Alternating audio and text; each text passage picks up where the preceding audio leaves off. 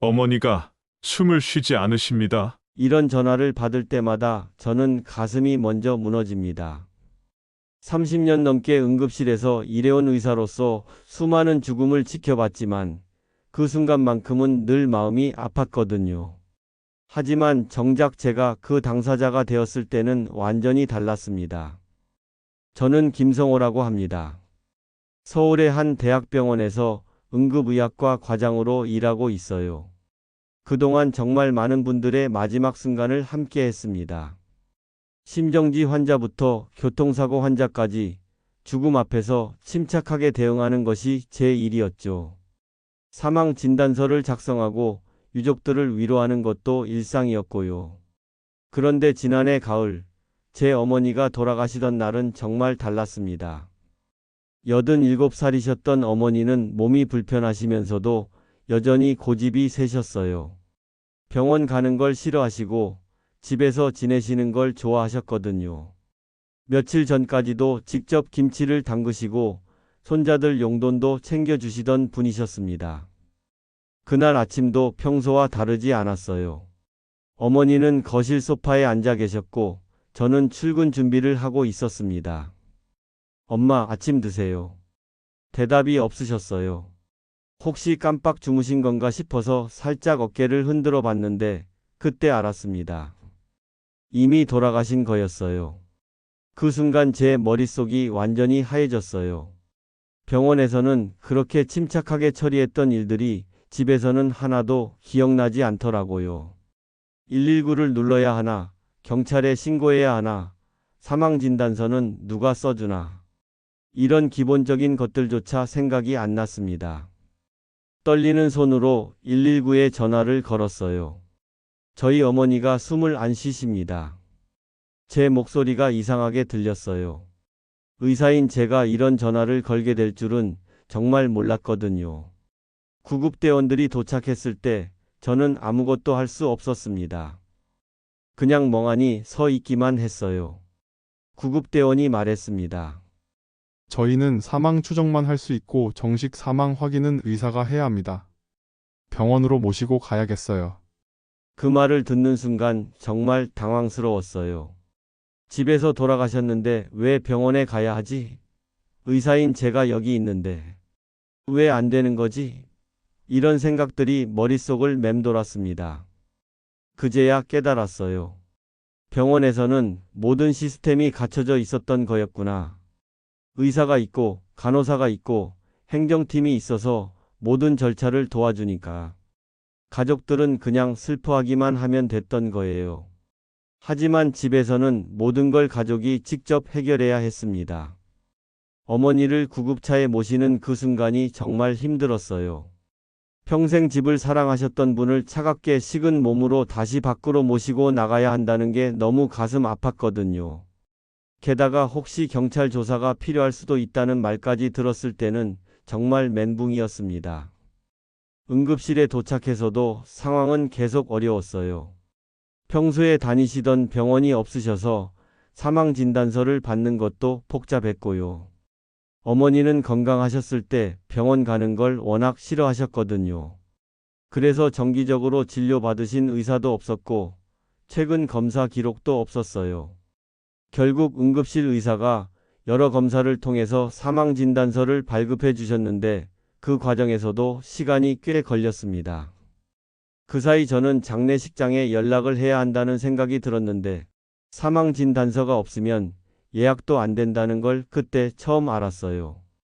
병원에서 수없이 봤던 절차들이 실제로는 이렇게 복잡하고 어려운 일이었구나 싶었습니다.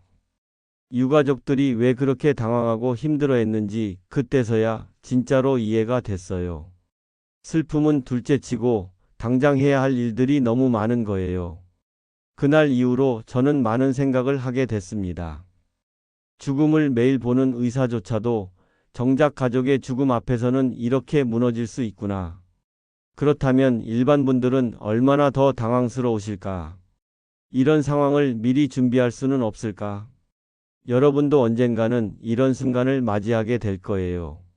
그때 저처럼 당황하지 않으시기를 바라는 마음으로 이 이야기를 시작합니다. 죽음은 갑자기 찾아오지만 그 이후의 절차는 미리 알고 준비할 수 있거든요.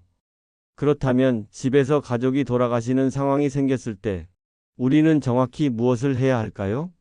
제가 직접 겪은 경험과 그동안 응급실에서 본 수많은 사례들을 바탕으로 올바른 순서를 말씀드리겠습니다. 가장 먼저 해야 할 일은 119에 신고하는 것입니다. 많은 분들이 당황해서 장례식장부터 연락하거나 친척들에게 먼저 전화를 거시는데 이건 순서가 틀렸어요. 반드시 119를 먼저 불러야 합니다. 구급대원들이 와서 상황을 확인하고 다음 단계를 안내해 주거든요. 구급대원이 도착하면 심폐소생술을 시도할지 물어볼 수도 있어요. 이때 가족들이 판단하시면 됩니다. 이미 돌아가신 게 분명하다면 굳이 시도하지 않아도 되고요. 구급대원들도 상황을 보고 적절히 판단해 줍니다. 그 다음이 가장 중요한 단계인데 바로 사망진단서를 받는 일이에요. 이 한 장의 서류가 없으면 그 어떤 장례 절차도 시작할 수 없습니다. 빈소 예약도 안 되고 화장장 예약도 안 되고 심지어 장례용품도 제대로 준비할 수 없어요. 사망진단서를 받는 방법은 두 가지가 있습니다. 첫 번째는 평소에 진료받으시던 주치의가 있는 경우예요. 이 경우에는 해당 의사에게 연락해서 집으로 와달라고 요청할 수 있어요. 의사가 직접 와서 사망을 확인하고 진단서를 써주시면 병원에 갈 필요가 없습니다. 하지만 대부분의 경우는 두 번째 상황이에요. 평소에 다니던 병원이 없거나 주치의가 없는 경우죠. 이때는 어쩔 수 없이 병원으로 모셔야 합니다. 응급실에서 의사가 검사를 통해 사망진단서를 발급해 주거든요. 여기서 많은 분들이 오해하시는 게 있어요. 혹시 경찰이 와서 조사를 하거나 부검을 해야 하는 건 아닌가 걱정하시는 분들이 계세요. 하지만 일반적인 자연사의 경우에는 그런 일이 거의 없습니다.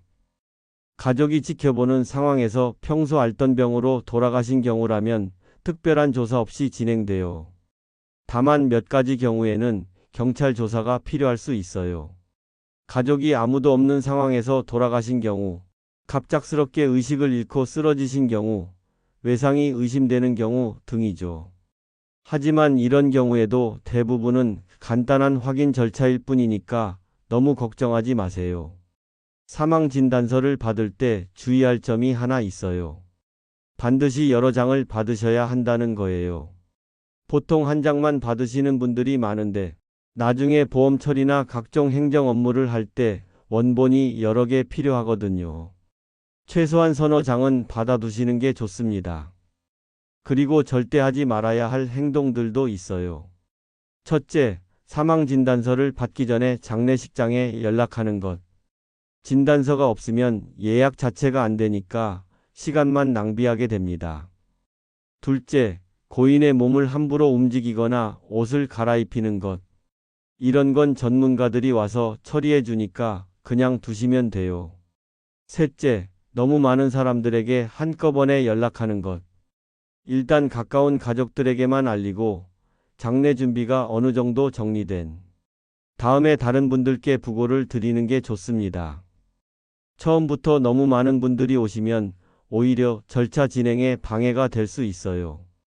또 하나 중요한 건 보험회사에 바로 연락하는 분들이 계신데 이것도 서두를 필요 없어요.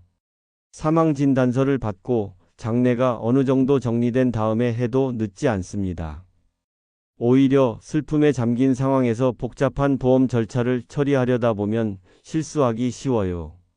병원에서 사망진단서를 받으셨다면 이제 본격적으로 장례 준비를 시작할 수 있어요. 하지만 여기서도 순서가 있습니다. 먼저 장례식장을 정하고 그 다음에 화장장이나 매장지를 예약해야 해요. 이 두 가지가 서로 연결되어 있어서 화장 일정에 맞춰 빈소 기간이 정해지거든요. 장례식장을 선택할 때는 집에서 가까운 곳부터 알아보세요. 너무 멀면 문상객들이 오시기 어렵고 가족들도 계속 왔다 갔다 해야 해서 힘들어요. 그리고 미리 전화로 빈소가 있는지 확인하시고 화장장 예약은 언제쯤 가능한지도 물어보세요. 가끔 빈소는 있는데 화장장 예약이 밀려서 4일장이 5일장으로 늘어나는 경우가 있어요. 이렇게 되면 빈소 사용료도 추가로 내야 하고 가족들도 더 오래 지켜야 해서 부담이 커집니다. 그래서 장례식장을 정할 때 화장장과의 연계 상황까지 미리 확인해 보시는 게 좋아요. 이런 절차들을 차근차근 밟아가시면 큰 문제 없이 장례를 치를 수 있습니다. 물론 슬픔에 잠긴 상황에서 이 모든 걸 처리하기는 쉽지 않죠.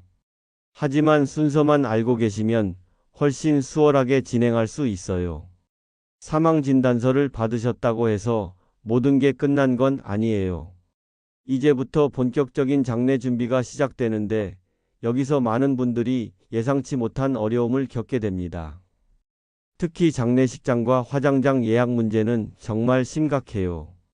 제가 어머니 장례를 치를 때 가장 당황스러웠던 부분이 바로 이거였어요. 사망진단서를 받고 나서 가장 가까운 장례식장 두 곳에 전화를 걸었는데 첫 번째 곳은 빈소가 모두 찼다고 하더라고요. 이틀 후에나 자리가 날 것 같다고 했어요. 두 번째 장례식장은 빈소는 있는데 화장장 예약이 문제였어요. 화장 일정이 4일 후에나 가능하다는 거예요. 그럼 4일장을 5일장으로 해야 한다는 뜻이었죠. 빈소 사용료도 하루 더 내야 하고 가족들도 더 오래 지켜야 하는 상황이었어요. 결국 저는 세 번째 선택지를 찾아야 했어요. 집에서 조금 떨어진 중형병원의 장례식장이었는데 시설은 좀 오래됐지만 당장 모실 수 있다는 게 가장 큰 장점이었거든요. 그때 장례식장 직원이 해준 말이 아직도 기억나요. 요즘에는 빈소나 화장장 예약을 못 잡아서 예정보다 장례가 길어지는 경우가 정말 많다고 하더라고요. 특히 서울이나 수도권 지역은 인구가 많다 보니까 이런 일이 자주 생긴다는 거예요. 그래서 미리미리 알아두지 않으면 낭패를 보기 쉽다고 했어요. 그리고 또 하나 중요한 걸 그때 알았는데 사망진단서는 원본으로 여러 부를 받아야 한다는 거였어요. 저는 처음에 한 부만 받았거든요.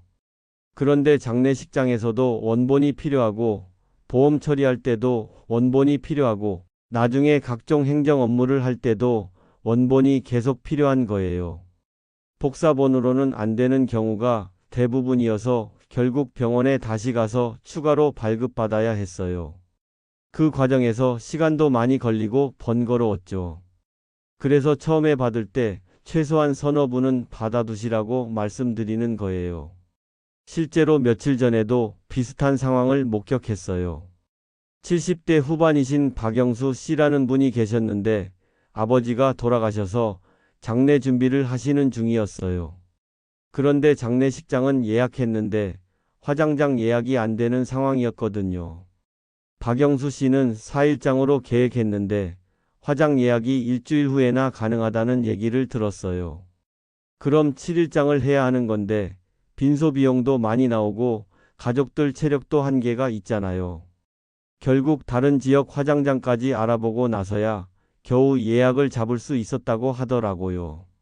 이런 상황을 피하려면 장례식장을 정할 때 화장장과의 연계 상황을 미리 확인해야 해요. 그냥 빈소만 있다고 예약하면 안 되고 원하는 날짜에 화장이 가능한지까지 확인해야 하는 거죠. 그래야 예상치 못한 비용이나 일정 변경을 피할 수 있어요. 또 다른 사례로는 60대 중반인 정미란 씨가 계셨어요. 어머니 장례를 준비하시는데 처음에는 큰 장례식장을 알아보셨대요. 시설도 좋고 교통도 편리하고 해서요.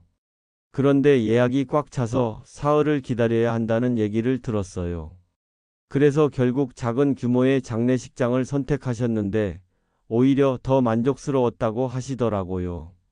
직원들이 더 세심하게 챙겨주고 비용도 부담스럽지 않았고 가족들이 조용히 마지막 인사를 나눌 수 있어서 좋았다고 했어요. 장례식장을 선택할 때는 규모나 시설보다는 실용성을 먼저 고려하시는 게 좋아요. 집에서 너무 멀면 가족들이 계속 왔다 갔다 하기 힘들고 문상객들도 오시기 어려워요. 그리고 주차 공간이 충분한지도 미리 확인해 보세요. 화장장 예약과 관련해서는 지역별로 상황이 다르니까 미리 알아두시는 게 중요해요. 서울 시내는 예약이 어려운 편이고 경기도나 인천 쪽은 상대적으로 여유가 있는 경우가 많아요. 하지만 그만큼 이동 시간이 길어지니까 이것도 고려하셔야 해요.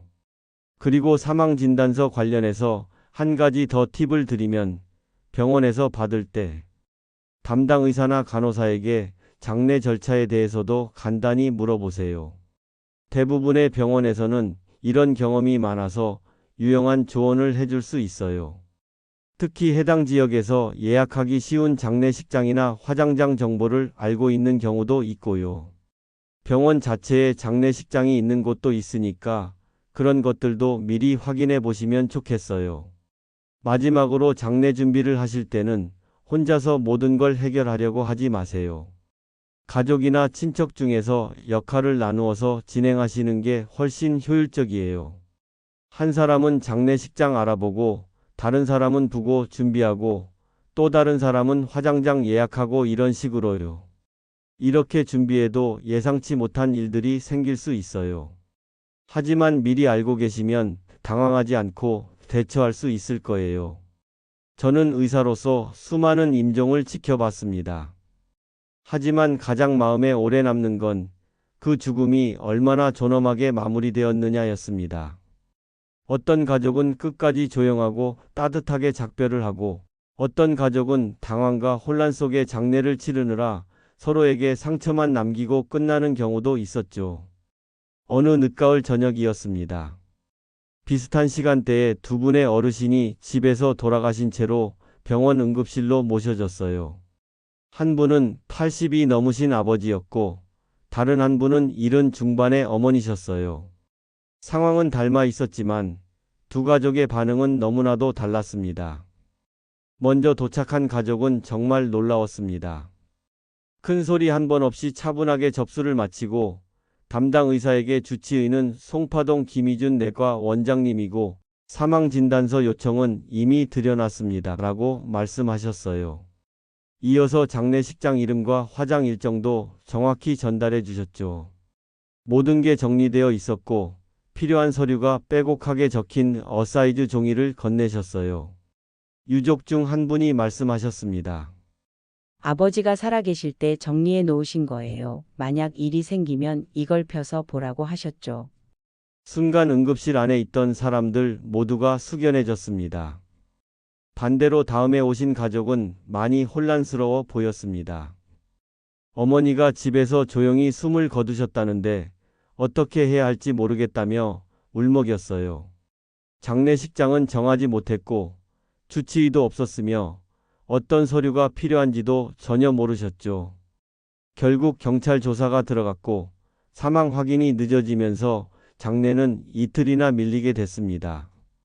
가족 간의 말도 엇갈리고 부고 연락도 중복되고 장례식장에서는 빈소를 다시 조율해야 했습니다. 그리고 유가족 중 한 분은 울면서 말씀하셨어요. 왜 우리는 아무것도 준비하지 않았을까? 어머니한테 너무 죄송합니다. 그날 저는 똑같이 소중한 부모님을 떠나보낸 두 가족을 지켜보며 깊이 생각했습니다. 죽음은 바꿀 수 없지만 그 죽음을 어떻게 맞이하느냐는 전적으로 우리의 준비에 달려 있다는 걸 말이죠. 준비된 가족의 작별은 조용했습니다. 불필요한 소란도 다툼도 없었어요.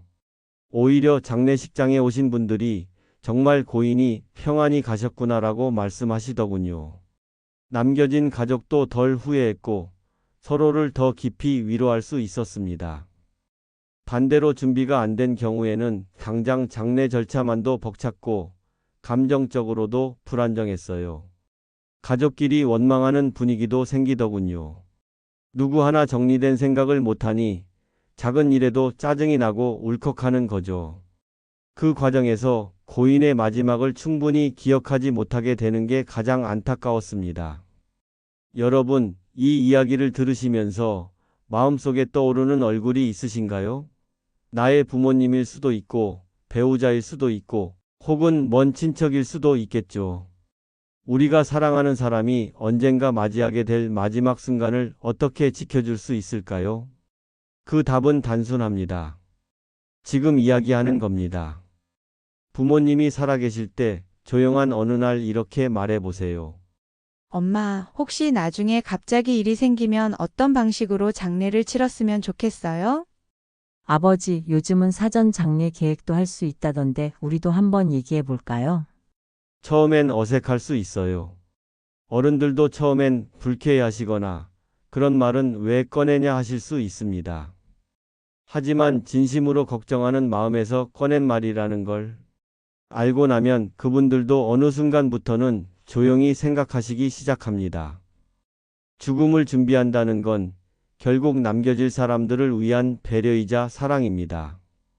그리고 그 사랑은 단 한 장의 종이 단 한 번의 대화로도 충분히 시작할 수 있습니다.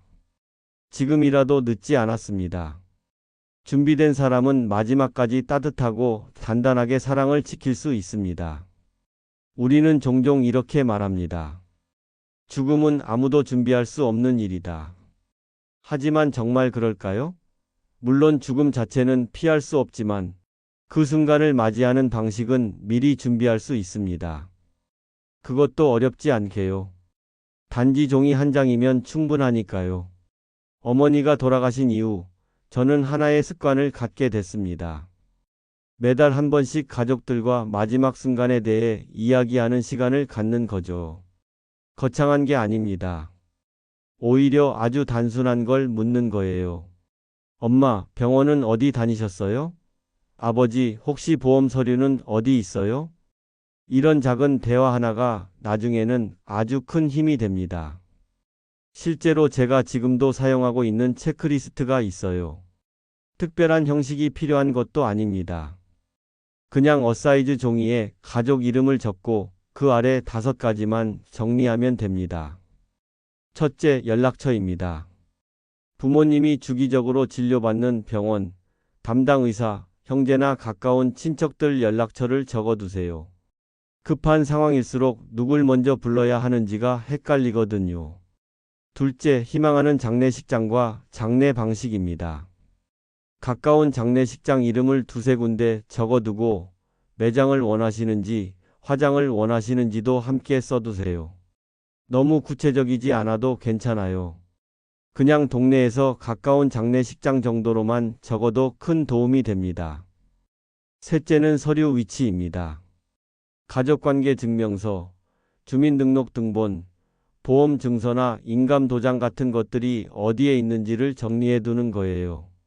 대부분은 서랍 안, 서류 봉투 안에 있는데 막상 급할 때 찾으려면 시간이 오래 걸리죠. 넷째는 자동이체 내역입니다. 전기요금, 수도요금, 휴대폰 요금, 보험료 같은 고정 지출 내역을 간단히 정리해서 가족 단톡방에 한번 공유하거나 종이로 출력해 두는 것도 좋아요. 그 사람이 돌아가시고 나면 이런 부분들이 방치되기 쉽거든요. 그리고 5째, 부고 연락망입니다. 평소에 자주 교류하던 지인이나 종교단체, 이웃분들 연락처를 한 줄이라도 적어두세요. 나중에 연락드릴 사람이 누군지 미리 알아두면 큰 도움이 됩니다. 이 5가지만 정리해두면 갑작스러운 상황이 닥쳐도 가족들은 덜 당황하고 차분히 대응할 수 있어요. 그게 바로 사랑하는 사람을 위한 진짜 배려 아닐까요? 그런데 체크리스트만으로는 부족한 게 하나 있어요. 바로 진짜 마지막 순간에 우리가 어떻게 행동하느냐입니다. 많은 분들이 사망 진단서를 받자마자 전화기를 들고 장례식장에 연락하거나 부고를 돌리고 보험사에 연락하기 시작해요. 물론 해야 할 일이죠. 하지만 그 전에 단 한 가지 잊지 마셔야 할 게 있습니다. 조용히 작별하는 시간. 그게 가장 먼저입니다. 제가 어머니를 떠나보내던 날, 딱 한 가지 후회가 남았습니다. 바로 마지막까지 너무 급하게 움직였다는 점이었어요. 진단서를 받자마자 바로 병원 행정, 장례식장 전화, 화장장 예약, 정신이 없었죠. 그러다 문득 어머니와 마지막으로 손을 잡은 기억이 어렴풋하게만 남아있더군요. 눈을 마주치고 고생하셨어요 라는 말도 못했다는 게 두고두고 마음에 남았습니다. 죽음을 준비한다는 건 결국 마지막 작별을 온전히 함께하겠다는 마음입니다. 사람의 인생이란 게 그렇잖아요. 아무리 길고 찬란했더라도 마지막 몇 분의 순간이 그 사람의 전부처럼 남기도 합니다. 그렇다면 그 순간만큼은 천천히, 조용히, 정성껏 보내드리는 게 진짜 사랑 아닐까요? 여러분도 지금 이 순간 누군가의 얼굴이 떠오르신다면 지금부터라도 준비해 보세요. 가족과 함께 죽음에 대해 이야기하고 체크리스트를 함께 써보는 것부터 시작하면 됩니다. 처음엔 어색하겠지만 시간이 지나면 오히려 더 깊은 대화가 시작됩니다. 사랑은 말로만 전해지는 게 아닙니다. 마지막 순간까지 지켜주는 행동으로 남습니다. 그 따뜻한 이별을 위해 지금 우리가 할 수 있는 건 아주 작지만 결코 가볍지 않은 준비입니다. 여기까지 함께 해주셔서 감사합니다. 누군가의 마지막을 지켜보는 일은 그 어떤 순간보다도 어렵고도 숭고한 시간입니다. 저는 오늘 여러분과 함께 죽음이라는 주제를 나누었습니다.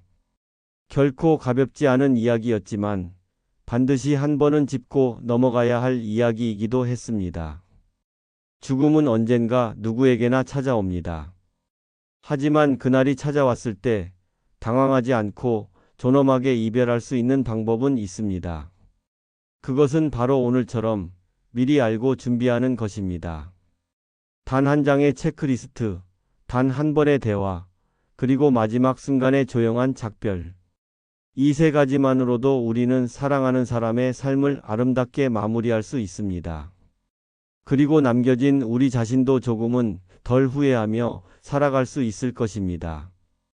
이 소중한 정보가 여러분의 부모님, 배우자, 친구 혹은 주변의 누군가에게도 도움이 될 수 있도록 구독과 좋아요, 그리고 따뜻한 댓글로 여러분의 경험도 함께 나눠주세요.